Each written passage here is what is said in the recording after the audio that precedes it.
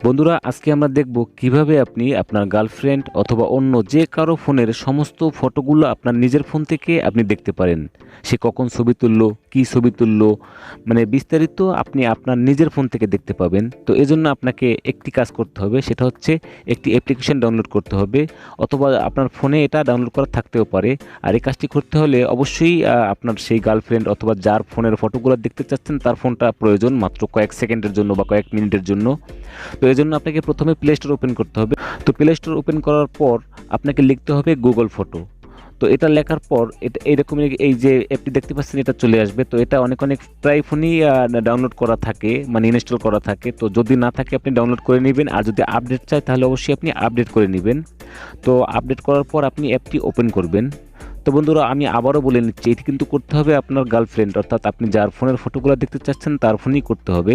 তো অ্যাপটি ওপেন হওয়ার পর এখন নিচের দিকে দেখেন যে লাইব্রেরি একটি অপশন আছে, তো এইখানে আপনাকে ক্লিক দিতে হবে।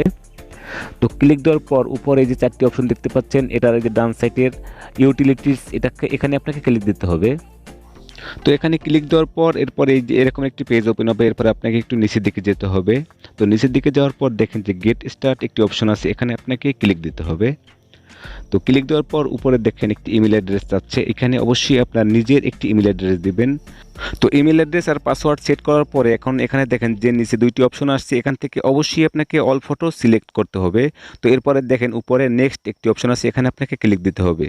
তো ক্লিক দেওয়ার পর কিন্তু এখন সে যে ফটোগুলো তুলবে বা তার ফোনে গ্যালারিতে যতগুলো ফটো আছে সবগুলোই কিন্তু আপনি ইমেলে পেয়ে যাবেন। তো বন্ধুরা, আশা করি বুঝতে পেরেছেন। ভিডিওটি ভালো লাগলে প্লিজ একটি লাইক দিন এবং পরবর্তী আরও ভিডিও পাওয়ার জন্য অবশ্যই আমার চ্যানেলটি সাবস্ক্রাইব করুন। ধন্যবাদ সবাইকে।